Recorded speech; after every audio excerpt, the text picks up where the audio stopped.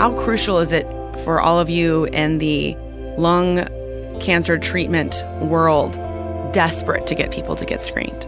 I think this is our number one objective over the next 10 years, to increase lung screening to the point that we can prevent lung cancer-related mortality. Hi, this is Patrick. And this is Laura. And you're listening to This is Cancer. Brought to you by Siteman Cancer Center at Barnes Jewish Hospital and Washington University School of Medicine in St. Louis, national leaders in cancer. Thanks for joining us today. I am really interested in this conversation, Patrick, with you and our guest, Amy. Thanks for joining us. Sure. Because this is the first chance you're going to have an opportunity to speak about lung cancer with someone that's also had it. I know we're going to be talking to you mostly about it, but I'm kind of interested to see what you both have experienced when it came to fighting stage 1/2 lung cancer, and just learn more about your story, Amy. Okay. I would kick it off by saying I don't like it. I'm not a fan of it. Amy, your thoughts on... Not the best thing I've been through in my life. 2 thumbs down, probably? Yeah. And well, this has been a great episode. That's right. And scene. No. And one of the things that if you go way back to the very first episode we ever recorded, it was our pilot, you'll hear a little bit about Patrick's story about how his lung cancer was discovered. But it's also interesting. There's some lineage there because your lung cancer was discovered because of a totally separate health condition. Correct. So would you just tell our listeners who you are and start kind of with how your story began? Yeah. My name is Amy Austin, and back in January of 2023, I had a heart attack. And in the process of being evaluated, I was in the hospital, and they take the chest x-ray, and a pulmonologist came to the room, and you have some nodules in your lungs. I had been a smoker for 30 years at least, so, not unusual. But he said there were some that were of concern and that we needed to at least monitor. Which is really tricky. I recently found myself in a similar situation. Mm-hmm. They saw something on a scan, right? And we thought it was recurrence. But I didn't know this. This is why I'm interrupting, No, which I'm sorry to do. But I didn't realize that you could have nodules and that they might subside. But so you had that chest x-ray after a heart attack, which a heart attack in itself is already, a horrible, hard thing to have to go through. And to get the news that there may be something at play in the chest now outside of that, mm-hmm. I'm sure was not the news that you wanted to hear. So take us forward after that chest x-ray. Dr. Asghar wanted to continue to monitor the nodules, so he had me do CT scans every 3 months. And the first one, there was no change, and the second one, there was no change. And by the time the third one came around, I had been diagnosed with a thyroid issue. So a day before I had thyroid surgery, I had a CT scan, and 2 days after my thyroid surgery, Dr. Asghar's office called and said, I think we need another PET scan. So I kind of knew. And then I went on to my chart and I read the results as well as a layman can read the results. Mm-hmm. And I saw the size of the nodule and I'm like, yeah, that's probably not good. Mm-hmm. So I got in to see Dr. Asghar. And Dr. Asghar was your pulmonologist. Mm-hmm. And I asked, can we do a biopsy on it? And he said, well, where it's located, I don't know. And so he consulted with surgeons and called me back and said, there's no point in doing a biopsy. We need to just go in and take out the nodule. And he got me in with Dr. Puri, and here we are. And that would mean it's time to introduce you. Dr. Puri, give us your name and title at Siteman Cancer Center, and welcome to the podcast. Varun Puri. I serve as professor of surgery and chief of thoracic surgery at Washington University and a member of Siteman Cancer Center. And when you say thoracic surgery, can you give a layman's term of what that means? Thorax is essentially a fancy term for saying chest. So as thoracic surgeons, we take care of problems which are related to the lung, the area which is sort of between the lungs, sort of everything but the heart, the food pipe or the esophagus, diaphragm. And also we collaborate a lot with people who take care of problems in the neck, so head and neck surgeons, as well as abdominal surgeons, because the area of our expertise lies between those two areas anatomically in the body. And those areas are affected by what surgeries you do in the area that you're an expert in. Exactly. Gotcha. So I was wondering if it would be okay at this time if I asked, when you found this out and they said it was probably time to go ahead and do surgery, you probably had some major fears given the loss that you had with your husband. Yes and no. Because with my husband, I did a lot of research. He was diagnosed at stage 3B, so he was pretty advanced. So when And he was diagnosed 10 years prior, correct? Correct. Okay. Also with lung cancer. Yesterday, it was 10 years ago. Wow. But he actually died from a secondary cancer that Really? was totally unrelated to the lung cancer. Oh, wow. He developed a throat cancer that caused a tumor that caused a stroke that caused his death. Oh, my So- gosh. And from doing research when he was ill, I knew that stage 1, I got a pretty good shot here. Didn't realize the surgery would be as big as it was after having heart surgery and thyroid surgery. I thought, yeah, no problem. I had surgery on my carotid artery as well. So, It's just separately? yeah. From your Okay. heart Yeah, that issue. was in between the Gotcha. thyroid and the heart. Yeah. Wow. Yeah. So, Dr. Puri, can you tell us what the surgery was that Amy received for those nodules? What we did was what's called a robotic segmentectomy. We used a platform called the Da Vinci robot, where we use multiple small incisions along the chest, and we introduce robotic instruments through those incisions into the chest. And a surgeon's fingers, as they move within the robotic platform, they manipulate these instruments. And with that, we're able to sort of remove a piece of lung tissue, and we very carefully place it in a plastic bag and squeeze it out through one of the small incisions so that there is no spillage or contamination of the tumor in the chest as we're performing that operation. So removal of about, I'd say, 10 to 15% of one lung, and removed important lymph nodes which were in the surrounding region through a small incision approach. But Amy, you said it was a little more than you expected. What did you mean by that? Well, I had 4 surgeries within 12 months. Already and a then lot. This was surgery 5. Those were a piece of cake. This was, it hurt to breathe. After they take out part of your lung, no matter how small the portion, it hurts to breathe. And I can't describe waking up out of surgery, Yeah. the amount of pain. Was it like internal pain when you were breathing? Because whenever I've had surgery, it's always just been muscular pain, like a back surgery or Yeah. a C-section. Like it's just the muscles of the incision part. But this sounds like a different type of It's. pain. I mean, it's to your core. I mean, it's not exoskeletal. It's not musculoskeletal. It's you're not feeling it on the surface. You're feeling it deeply Inside. penetrating through the your entire depth of your of your whole neck thorax. and yeah. Yeah. Yeah. It's very painful. Yeah. And was it so? When you guys say that, because I think that some people are like, well, you just get. I love when people hear you just get the surgery and you'll be all better, right? Like, Yeah. There's also the after effects of what that was like to lose part of your lung. Yes. So can you talk a little bit about what that was like for you as you were starting to recover from the surgery? Well, they give you a machine that you breathe into, a device, I should say, not necessarily a machine, that you breathe into to practice breathing and to take deep breaths and to exhale deep breaths.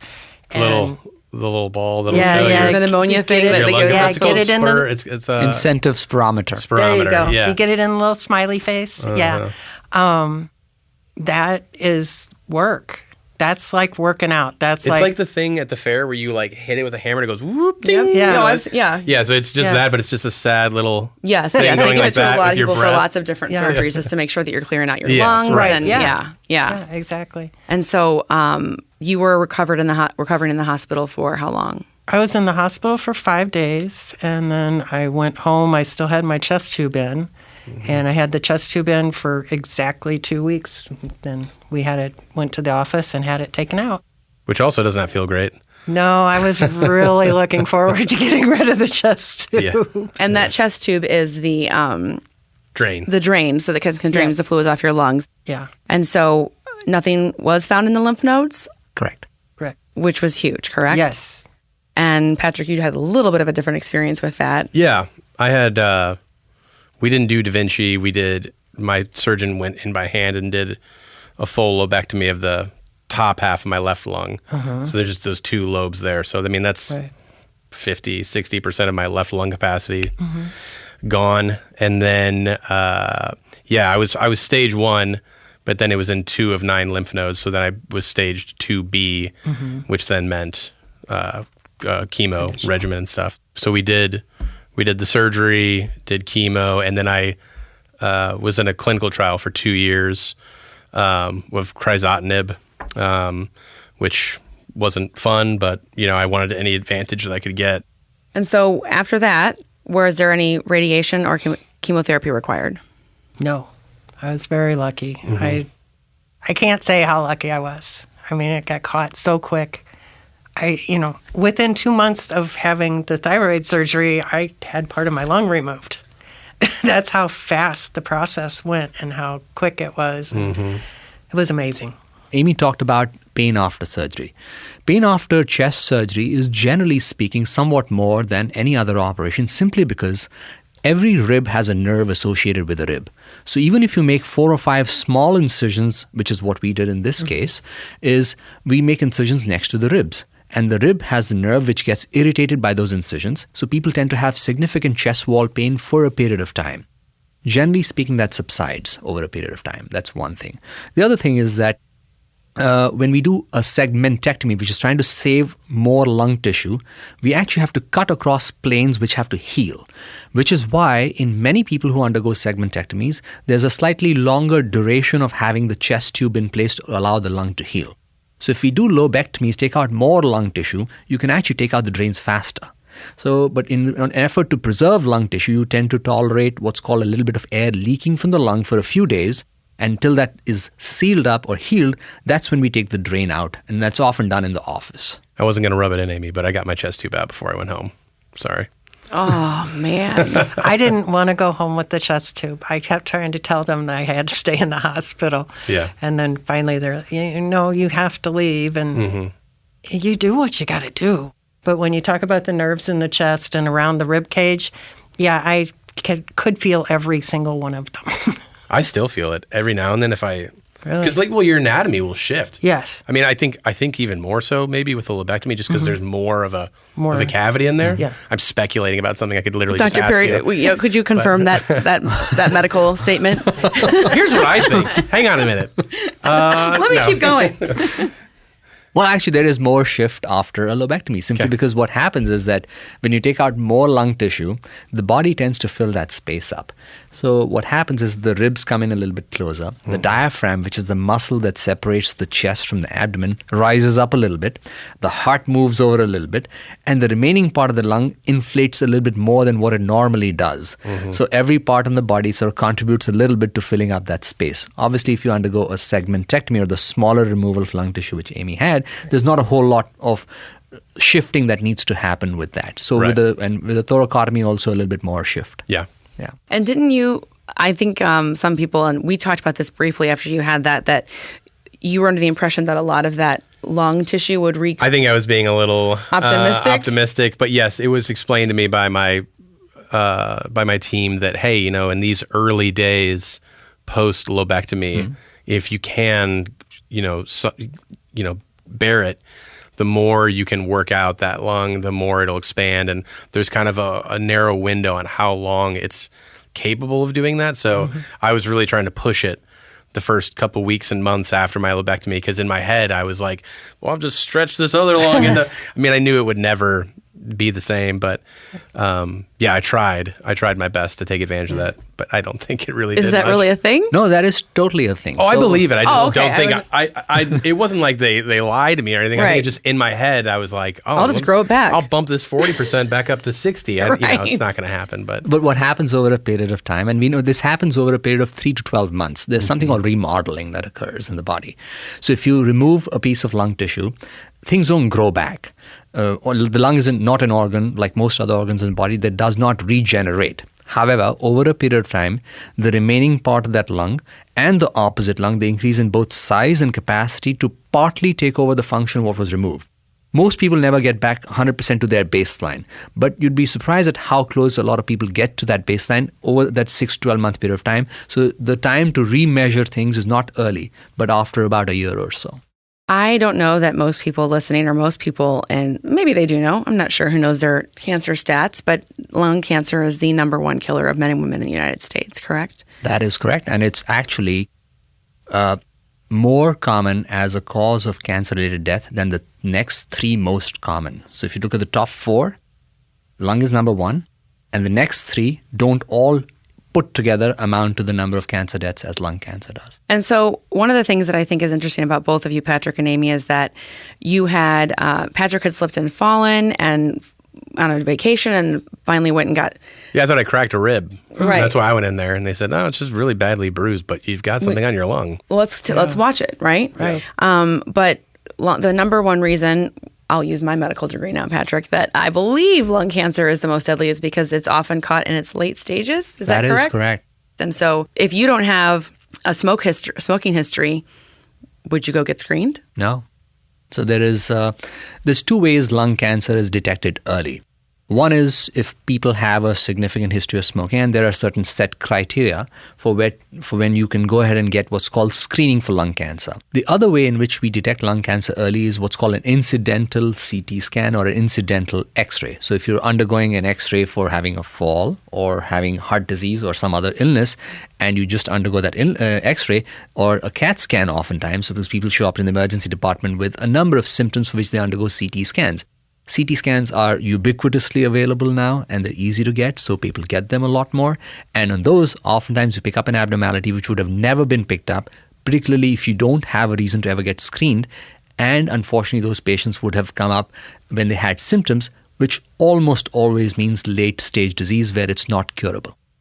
And is lung cancer more of a easily metastatic cancer, or is it just because when it's found by that time it's been there long enough that it can metastasize to other parts of your body? Both are true. Lung cancer is generally speaking biologically more aggressive than some of the other more common cancers such as prostate cancer or breast cancer. Mm-hmm. And secondly, when it is detected at metastatic stage, it often means that the duration of life after being detected at metastatic stage is lower than someone who has breast cancer or prostate cancer, which has metastasized. That means that's spread to organs outside the original organ. And Amy, do you mind me asking, you said you had smoked for 30 years. Were you smoking still at the time? I was vaping. Okay. Yep. I smoked for about 30 years, and then I switched to vape. And at that point, and I think it was because of my heart. I had been dropping my nicotine because I noticed I wasn't feeling good when I vaped, but I still wanted to. Yeah. So the morning my sister took me to the hospital, I vaped on the way to the hospital. Mm-hmm. And then I quit that day. So that was January 5th, 2023. I've had these discussions before, and it's kind of like we don't really know yet, but what is your current thought process on the dangers of vaping versus smoking? Or what is the field's current thought process on that? The field, I think the field still stays where it is. There is no definitive evidence. However, there are certain areas where I think it does have a role, which is to try and get people to stop smoking, go to vaping, and then perhaps be weaned off in that fashion. Because when one inhales cigarette smoke, it includes nicotine, which is the chemical agent which causes dependency or addiction, while there are hundreds of other chemicals like tars and other alkaloids, etc., which are actually what's called the carcinogens, so which are the cancer-causing agents within cigarette smoke, and also have other adverse health effects. So if one is able to remove those, so you're doing less of a bad thing essentially, while moving from cigarette smoking to vaping.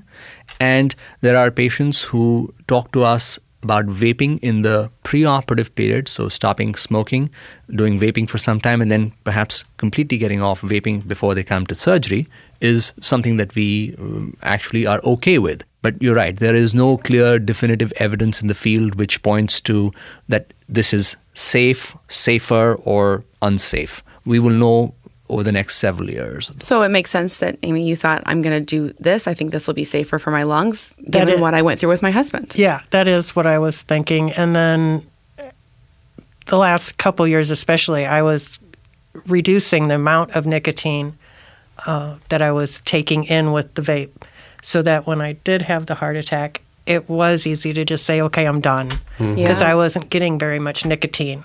It was more of a habit. With the habit of just the inhale. Of yeah. it. Yeah. And, I just dropped the habit. I don't think I was that physically addicted anymore. Mm-hmm.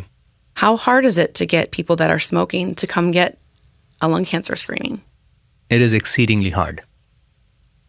Nationally, the overall uptakes, which is sort of the people who are eligible for screening, a very small fraction of them are actually getting screened on a regular basis. And a lot of that is related to anxiety, which Patrick brought up earlier. And it is related to not wanting to find out an abnormality because of what the implications of that abnormality would be. The other is that the knowledge about screening, both in the general population as well as in the prescribers or healthcare providers, is still not quite out there. It's only been 10 years, right? It's been 10 years, but that being said, 10 years is a decade. It's a really long time. And look at the number of lives one could have saved if one diagnoses cancer at an early stage. The single best predictor of long-term survival in lung cancer is the stage at which you diagnose lung cancer. Mm-hmm. So which is why it's critically important to try and diagnose it early. When you look at national statistics right now, overall, about 25 to 28% of lung cancer patients are diagnosed at stage 1 disease, which is where Amy is. And we are trying to increase that number to a much higher level. There are certain healthcare systems in the country which are actually doing better than the general population. If you look at the VA or the Veterans Administration healthcare system, their number is about 40%. Just because they have a well-defined platform, patients are much more receptive to coming in. They get all of their care at the same or similar type of facilities. So 40% is about 10 percentage points higher than national averages. We, as an institution, and most institutions have screening programs, but there are many barriers, some of which I talked about, as reluctance on the part of patients, not having knowledge about this. And oftentimes we also have drop-offs. So if patients will come in for screening, which should be an annual low-dose CT scan, they get 1, they get 2, and then, like with many other things, if there are no abnormalities that are detected, they feel things are okay and do not come back for their 3rd, 4th, 5th CT scans, which should be done every 12 months. But I mean, honestly, I don't know if it's worth, maybe we just need to get more creative with how we pitch these things, because I see them, advertisements for screenings all over the place. I see them at, when I go see my oncologist, I see them at my gym. I see them all over the place. Flyers, free screening this Saturday for this, that, and the other. what kind of screenings, though, are they for? I've seen lung cancer screenings before. Have you? Yeah. But I get both sides. I get wanting to bury your head in the sand, if you want to call it that, or whatever, the not wanting to know. Right. But I mean, even if you have no intention of stopping smoking, just come in and make sure you don't have cancer. Do that every year. Keep on smoking. Yeah. At least if you're gonna have cancer, at least you'll know about it. I mean, Obviously, you should quit smoking. But if you're not going to quit smoking, you should still at least get screened, though. I mean, seriously, in some sort of backwards way, doesn't that even make more sense? To be like, look, fine, keep smoking then. At least this way we'll catch it, It's a much easier screening than a colonoscopy, and everybody knows about those. Yeah. This is what I tell my friends. I have friends that smoke, and I'm like, I one of your best friends, went through lung cancer. Just go get screened. If they come in and get screened and then you find something, right, you might be able to have conversations about smoking cessation because they have it. And if they don't have it, you could still be like, hey, how often do you smoke? Do you know that if you decrease smoking by this many cigarettes a day, your lungs can get better in this many months, weeks, years? Yeah, I think there is actually truth to both sides of the argument. Coupling smoking cessation interventions with screening, as well as decoupling them. For what Patrick just said there, there is some truth to that. Patients may not want to come in because they may feel pressure into quitting smoking, which is fine. Yeah. So you come in, get screened, and you choose not to have any smoking cessation interventions or have a discussion about that. If patients are interested, sure, we would like to pursue that, but it should not be a situation where they feel pressured into having both together as when they come in. As obviously healthcare providers, our goal is to improve the health of every patient we see, so both is ideal. But if patients are going to, in a menu of options, pick A and not pick B, Sure, that's what you get, the entree and not the salad, which is fine. So if you're That's how I would pitch it at least, but Right. I'd still jam the salad down. Right. So if you're at a cocktail party and someone says, "Hey, I know you're a lung surgeon or a thoracic surgeon, and I'm not planning on quitting smoking, but I have been smoking for 20 years. Should I get a screening?" Absolutely. You would say, "Get the screening, even if Yes. you don't plan on quitting." Absolutely. That has to be the biggest barrier. It's kind of like people that are sun worshipers. Well, I don't want to wear the sunscreen because then I can't get tan, or I don't want to go get this mold that I've had for 6 months, or I don't want to stop eating red meat, which we know leads to this. I mean, we are all human beings, right? That all have our own vices, but how crucial is it for all of you in the lung cancer treatment world, desperate to get people to get screened? I think this is our number one objective over the next 10 years, to increase lung screening to the point that we can prevent lung cancer-related mortality. The national goal is 70 to 80%. We're really far from that of diagnosing at stage 1 disease. That's because we know that about 75-80% of lung cancers, or a little bit more than that, are related to smoking. 15-18% of lung cancers are unrelated to smoking. So there really is no planned intervention for detecting those cancers early, because the population base is so large, you do not know who to screen. While in the population that is smoking or has a history of smoking, you can do effective screening and try and diagnose them early. What can we do to increase survival rates in treatment? That's a really broad question. But maybe I can tackle stage 1 through 3. So basically, advancements in curable cancer, Yes. or things which have made things curable. Mm-hmm. Sure. So I think perhaps what we start with patients who have relatively early cancer, which is just confined to the lung. So advancements in that area have largely been related to minimizing the invasiveness of surgical options. In addition, immunotherapy is essentially the new kid on the block for lung cancer. Lung cancer was largely treated with what was called chemotherapy, so intravenously administered medications which would try and target the cancer cells, but also have a significant range of side effects in this treatment. But immunotherapy incites the patient's own immune system to target the cancer cells and kill the cancer cells.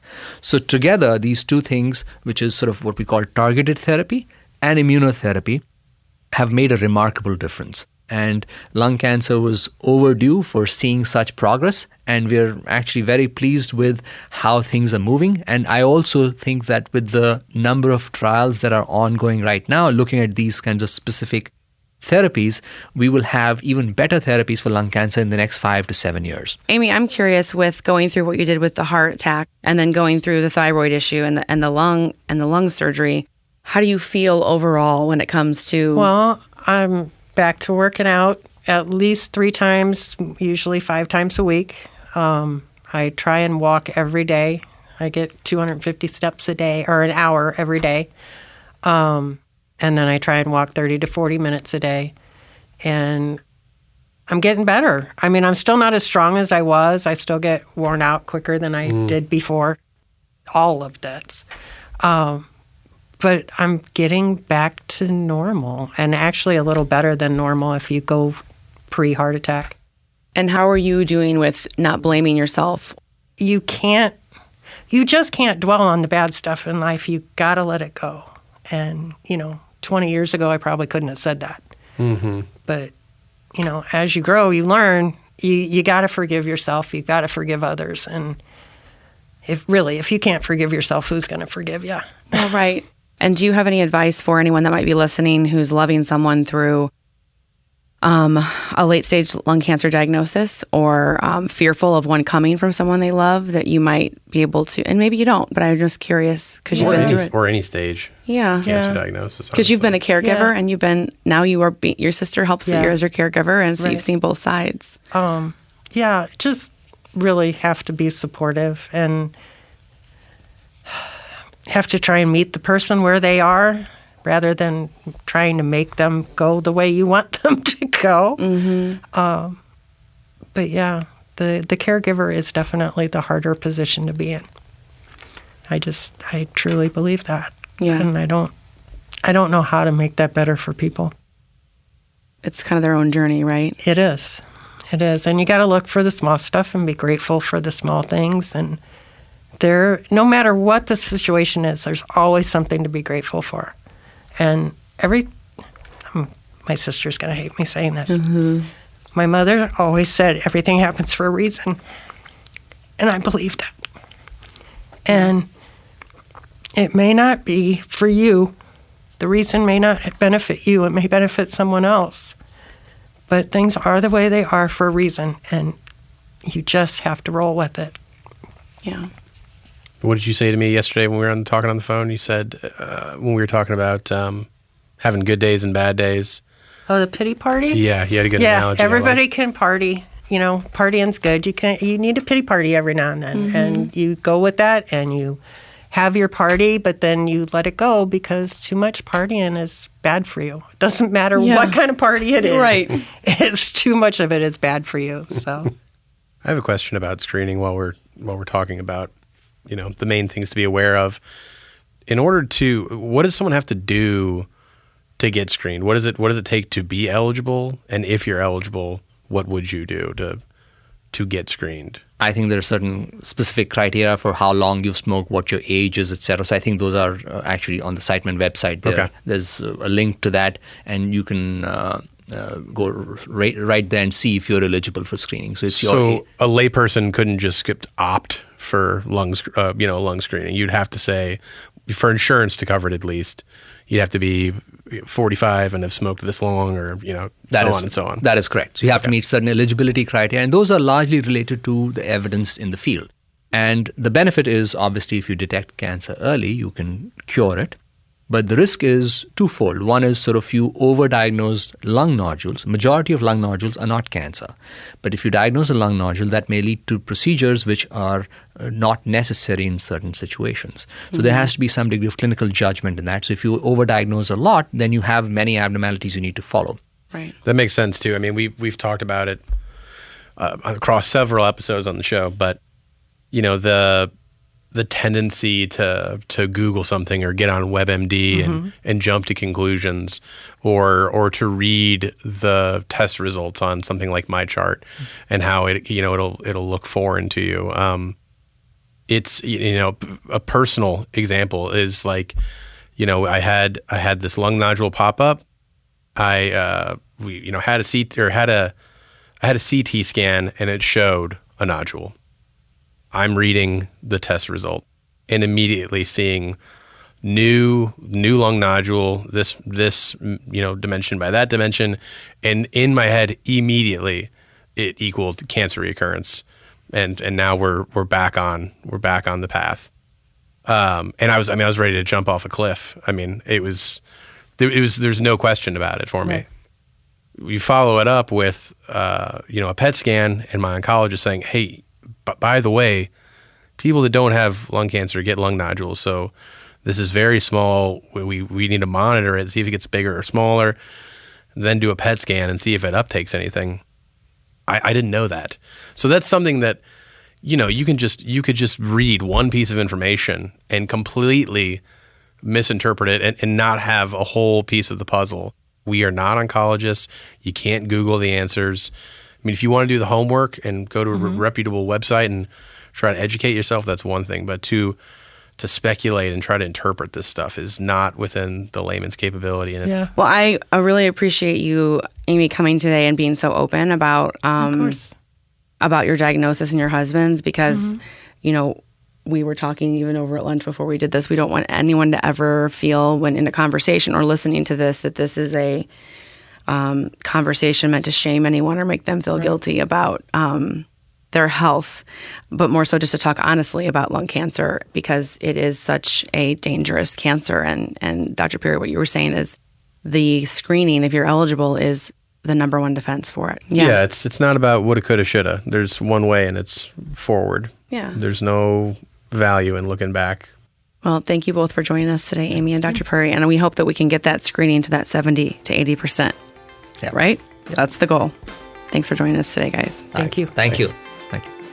Thanks for listening to This is Cancer. Brought to you by Siteman Cancer Center at Barnes Jewish Hospital and Washington University School of Medicine in St. Louis. National leaders in cancer. For more information on Siteman Cancer Center, go to siteman.wustl.edu and be sure to leave us a review and like and subscribe wherever you listen to podcasts.